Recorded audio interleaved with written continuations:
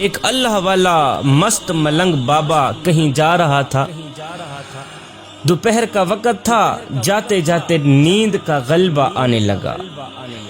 راستے میں ایک درخت آیا، ٹھنڈی ٹھنڈی ہوا چل رہی تھی۔ بزرگ درخت کے نیچے کچھ دیر کے لیے سو گیا۔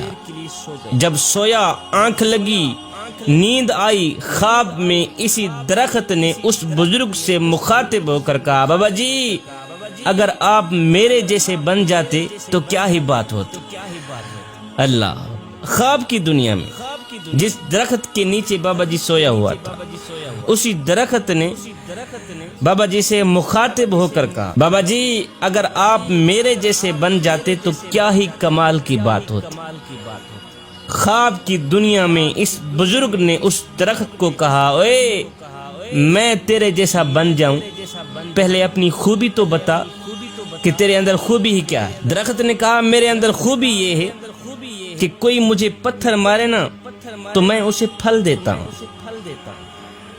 میرے اندر خوبی یہ ہے کہ اگر کوئی مجھے پتھر مارے تو میں اسے پھل دیتا ہوں، اس لیے تو بھی میرے جیسا بن جا تاکہ تو بھی مخلوق خدا کو فائدہ دے سکے، نفع دے سکے۔ یہ سن کر بزرگ بڑا حیران ہوا۔ اللہ والا مست ملنگ بابا بڑا حیران ہوا۔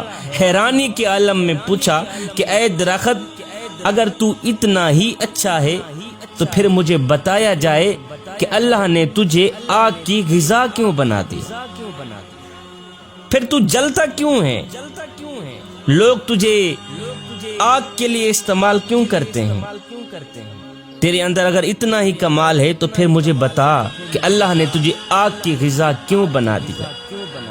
یہ سن کر درخت نے جواب دیا، بزرگو میرے اندر خوبی کے ساتھ ساتھ ایک بہت بڑی خامی ہے، جس خامی نے میری خوبی کا ستیہ ناز کیا ہوا، جس خامی نے میری خوبی پر پانی پھیرا ہوا، اور اللہ تعالیٰ کو میری یہ خامی اتنی ناپسند ہے، اتنی ناپسند ہے کہ اللہ نے مجھے آگ کی غذا بنا دی۔ بزرگ نے پوچھا، وہ کون سی خامی ہے؟ درخت نے کہا، بابا جی وہ خامی یہ ہے کہ جدھر کی ہوا چلتی ہے نا میں ادھر کو ہو جاتا ہوں۔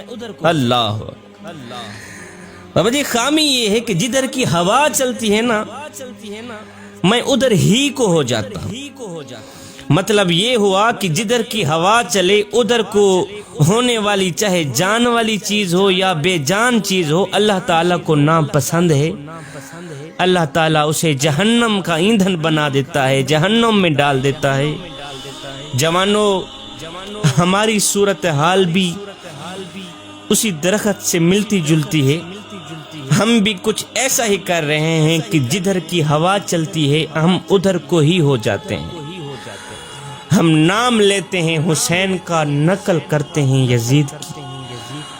ہمارے اوپر کوئی بھی شخص 10 منٹ لگا دے ہم اسی کے ہو جاتے ہیں۔ مسجد میں نماز پڑھنے کے لیے بھی چلے جاتے ہیں، پھر کسی کے کہنے پر کنجر خانے میں بھی چلے جاتے ہیں۔ ادھر کو بھی پورے ہیں، ادھر کو بھی پورے ہیں، جدھر کی ہوا چلے ہم ادھر کو ہی ہو جاتے ہیں۔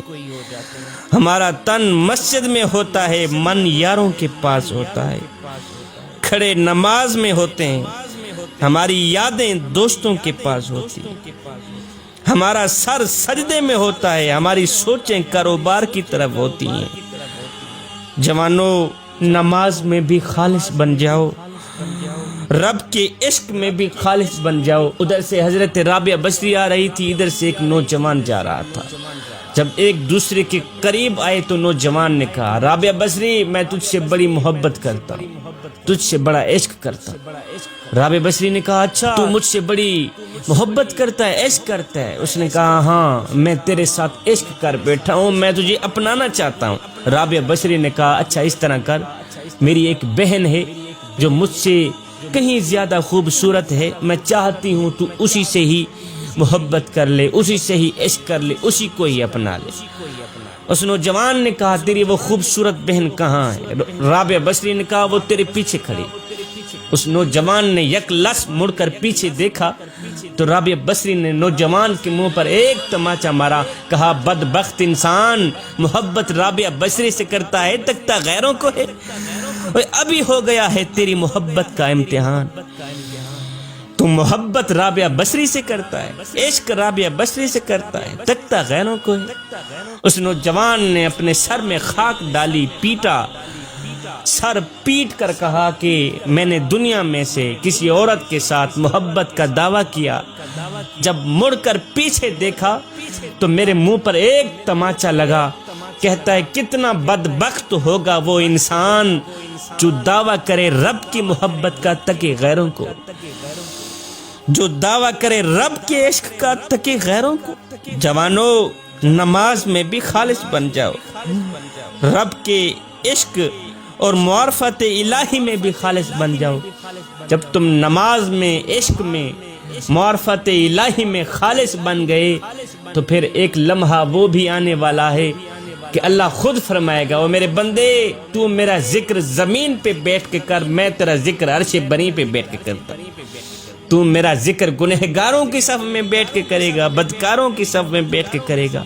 جب میں تیرا ذکر کروں گا تو گنہگاروں کی صف میں بیٹھ کے نہیں کروں گا، بلکہ معصوم فرشتوں کی صف میں۔ جدھر کی ہوا چلے ادھر کو نہ ہو جایا کریں جوانو، ایک اللہ کے بن جاؤ، ایک اللہ کے بن جاؤ۔ جب تم ایک اللہ کے بن گئے پھر دنیا میں بھی کامیاب بن جاؤ گے، آخرت میں بھی کامیاب بن جاؤ گے۔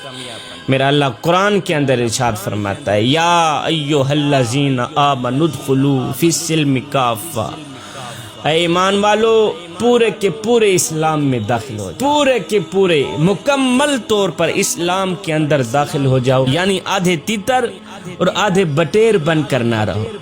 اگر کردار یہی ہوا تو پھر مثال وہی ہوگی کہ دھوبی کا کتا، نہ گھر کا نہ گھاٹ کا۔